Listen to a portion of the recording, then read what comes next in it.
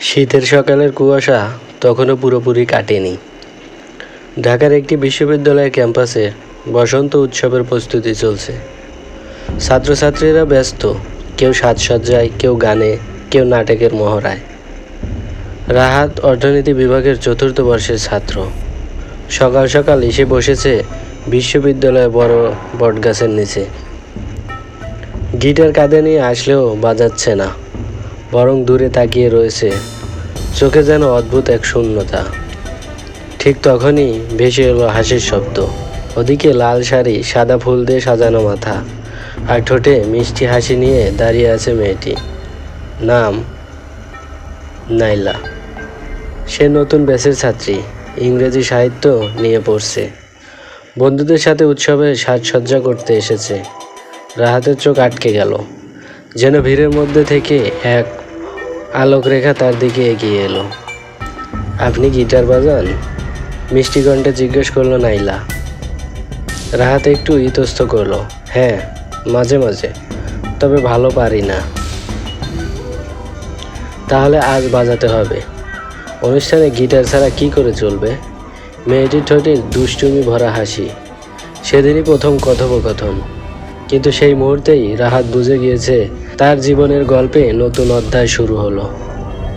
দিন গড়াতে লাগলো। ক্যাম্পাসের প্রতিটি কোণ যেন তাদের সাক্ষাতের অজুহাত খুঁজে নিত। কখনো লাইব্রেরির করিডোরে, কখনো ক্যান্টিনে, কখনো ডিপার্টমেন্টের সামনে। নাইলা বইয়ের পোকা, সারাদিন কবিতা, গল্প আর উপন্যাস নিয়ে মগ্ন থাকে। বিশেষ করে রবীন্দ্রনাথের কবিতার প্রতি তার অদ্ভুত টান। অন্যদিকে রাহাতের জগৎ গান, সুর এবং নির্জনতা। দুজনের ভিন্ন ভিন্ন জগৎ ধীরে ধীরে এক সুতোয় বাঁধা পড়তে লাগলো। একদিন ক্যান্টিনে বসে কফি খাওয়ার সময় নাইলা হঠাৎ বলল, রাহাত ভাই জানেন, আমি একটা স্বপ্ন দেখি। আমি চাই এমন কাউকে যে আমার কবিতাগুলো শুনবে, অনুভব করবে আর বলবে, হ্যাঁ, আমি তোমার ভেতরের মানুষটাকে বুঝতে পেরেছি। রাহাত মুচকে এসে উত্তর দিল, তাহলে তোমার সেই মানুষটা পেয়েছো, কারণ তোমার প্রতিটি শব্দ আমি শুনি আর সেটার ভেতরে অনুভূতি বুঝতে চেষ্টা করি। নাইলার চোখ হঠাৎ থমকে গেল।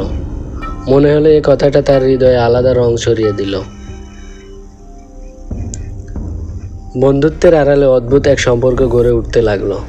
তারা একসাথে বই পড়ে, গানের আসরে যায়, কখনো নদীর ধারে বসে গল্প করে। একদিন সন্ধ্যায় বৃষ্টি নামলো। ক্যাম্পাস ফাঁকা হয়ে গেল।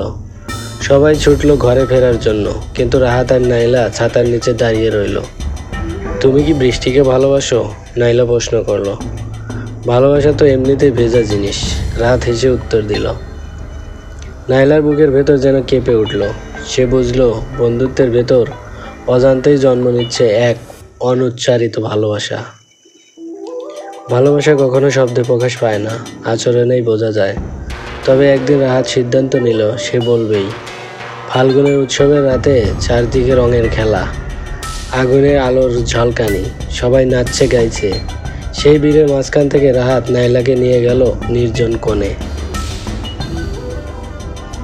তারপর ধীরে ধীরে বলল, নাইলা তুমি জানো কি, আমি তোমাকে ছাড়া অন্য কোনো জগৎ কল্পনা করতে পারি না। আমি তোমাকে ভালোবাসি। এক মুহূর্ত নিস্তব্ধতা। নাইলার চোখে জল এসে গেল। রাহাত, আমিও তো অনেকদিন ধরে চাইছিলাম তুমি একদিন এটা বলো। সেই রাতেই তাদের সম্পর্ক নতুন রূপ নিল। তারা আর কেবল বন্ধু নয়, তারা প্রেমিক প্রেমিকা। ভালোবাসার গল্প সবসময় সরল রেখায় চলে না। নাইলার পরিবার ছিল কঠোর। বাবা একজন সরকারি কর্মকর্তা, মেয়ের বিয়ের ব্যাপারে খুবই রক্ষণশীল। তিনি চেয়েছিলেন মেয়ের বিয়ে হোক এক ধনী ব্যবসায়ীর সাথে, যে পরিবারকে সামাজিক মর্যাদা দেবে। অন্যদিকে রাহাত সাধারণ মধ্যবিত্ত পরিবার থেকে আসা। স্বপ্ন আছে, কিন্তু এখনও চাকরি মেলেনি। নাইলা যখন সাহস করে বাবা মাকে জানালো, তখন ভয়াবহ পরিস্থিতি তৈরি হলো। ও ছেলেটা তোমার যোগ্য নয়, আমি চাই না তুমি তার সাথে সম্পর্ক রাখো। বাবার কণ্ঠে ছিল কঠোরতা। নাইলার বুক ভেঙে গেল। সে বাবার প্রতি ভক্তি আর রাহাতের প্রতি ভালোবাসার মাঝে আটকে গেল। পরবর্তী কয়েক মাস তাদের দেখা কমে গেল। ফোনেও কথা বন্ধ হয়ে গেল। নাইলা বাধ্য হয়েছিল বাবার কথার কান দিতে। রাহাত একা বসে গিটার বাজাতো। প্রতিটি সুর যেন হারানো ভালোবাসার ক্রন্দন। এক রাতে হোস্টেলের ছাদে বসে সে এক রাতে হোস্টেলের ছাদে বসে সে এক অসম্পূর্ণ গান লিখলো। গানটি শেষ করতে পারেনি, কারণ গানের শেষ লাইনটা তার হৃদয়ের মতোই ভাঙা রয়ে গেছে। একদিন রাহাতের হাতে এলো একটি চিঠি। চিঠি লিখেছিল নাইলা।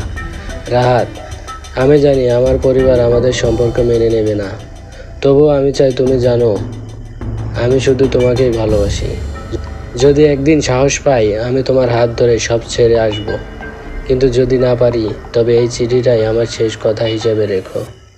চিঠির কাগজে অশ্রুর দাগ লেগেছিল। রাহাত বুঝলো ভালোবাসা কখনোই সহজ নয়, তবুও সে সিদ্ধান্ত নিল সে অপেক্ষা করবে যতদিনই লাগুক। সময় কেটে গেল। নাইলার বিয়ের ঠিক কয়েকদিন আগে সে শেষবার রাহাতের সাথে দেখা করলো। তারা বসেছিল পুরনো বটগাছের নিচে, যেখান থেকে তাদের গল্প শুরু হয়েছিল। নাইলা বলল, রাহাত, আমি তোমাকে হারাতে চাই না, কিন্তু আমি বাবাকে ভাঙতে পারিনি। আমার বিয়ে ঠিক হয়ে গেছে। রাহাত নীরব, চোখে জল কিন্তু ঠোঁটে হাসি। যদিও তোমার সুখ সেখানে থাকে, তবে আমিও সুখী। নাইলা ভেঙে পড়ল। সে রাহাতকে শক্ত করে জড়িয়ে ধরল। আমাদের ভালোবাসা হয়তো অসম্পূর্ণ থেকে যাবে, কিন্তু মনে রেখো তুমি ছিলে, আছো আর থাকবে আমার জীবনের সবচেয়ে বড় কবিতা। বছর কেটে যায়। নাইলা সংসারী হয়, দূরে চলে যায়। রাহাতও নিজের জীবনে এগিয়ে যায়, চাকরি পায়, গান নিয়ে ব্যস্ত হয়। তবুও মাঝরাতে যখন গিটার হাতে নেয়, তখনও সেই অসম্পূর্ণ গানের শেষ লাইনটা লিখতে পারে না, কারণ সেই লাইনটাও শুধু নাইলার জন্যই ছিল। ভালোবাসা সবসময় মিলনের নয়, কখনো কখনো ভালোবাসা অসম্পূর্ণ থেকেও অমর হয়ে যায়। রাহাত আর নাইলার গল্পও তাই। একটি অসম্পূর্ণ চিঠি, একটি ভাঙা গান, আর এক অমিলন ভালোবাসা।